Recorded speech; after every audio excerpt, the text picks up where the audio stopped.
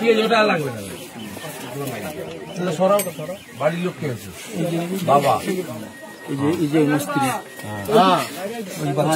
গুজরাটের মৃত পরিযায়ী শ্রমিকের বাড়িতে উপস্থিত বিরোধী দলনেতা শুভেন্দু অধিকারী গুজরাটের মৃত পরিযায়ী শ্রমিক প্রণব দিন্ডার ছবিতে মাল্যদান করে তার পরিবারের সাথে দেখা করতে যান নন্দীগ্রামের কালীচরণপুরের বাড়িতে এলেন বিরোধী দলনেতা শুভেন্দু অধিকারী এবং তিনি ক্যামেরার সামনে পরিবারের প্রতি কি আশ্বাস দিলেন জানাবো আপনাদের। ব্যুরো রিপোর্ট, সত্যের সন্ধানী সংবাদ, প্রতিদিন লোকাল নিউজ। ধরনি মা, ধরো আমি আছি তো, আমাকে তো কেউ ডাকেনি, আমি এসেছি, আমার এটা কর্তব্যে পড়ে। না ঠিক আছে, কাজ না হোক আমি দেখবো, এটা বাবু 2 লাখ টাকা রাখো। আর আমি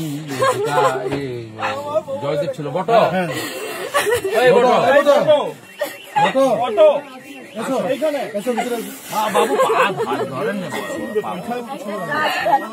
তোমাদের দায়িত্ব দিয়ে যাচ্ছি 3 জনকেই। এদের ঠিকাদারের নাম্বার, যে বাবু আমাকে কাজের কথা করতে দেন। মা আমি আছি, পাশে আছি, আমি তো আছি, যাচ্ছি।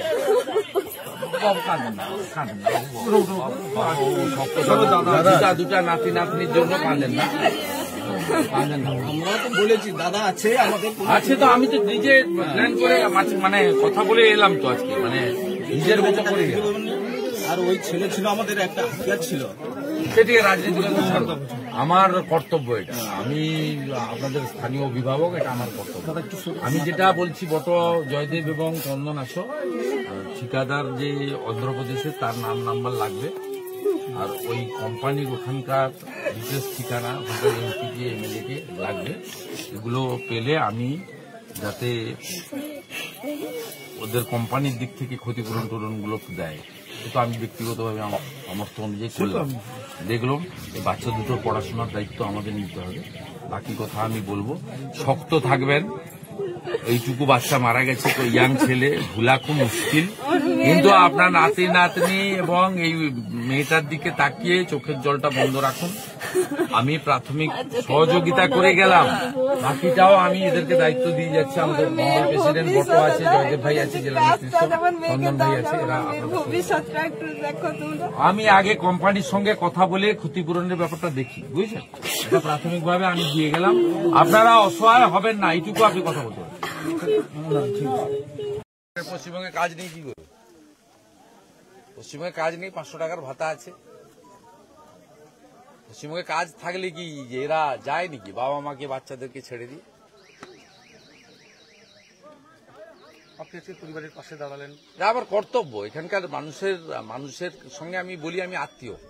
আমি এমপি ছিলাম, এমএলএ ছিলাম, মন্ত্রী ছিলাম, আজকে এমএলএ, বিরোধী দলনেতা। আমার ক্ষমতা যেতে পারে, থাকতে পারে, কিন্তু এদের সঙ্গে আত্মিক সম্পর্ক।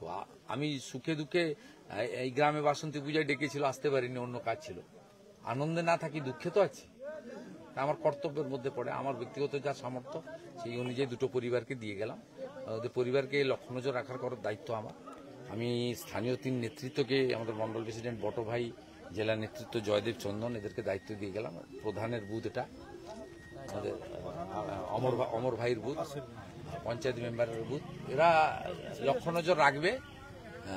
কোম্পানি বা যে ঠিকাদার সংস্থা এদের নিয়ে গিয়েছিল তার কর্তব্য পালন করেনি, অর্থাৎ যোগাযোগ হয়নি।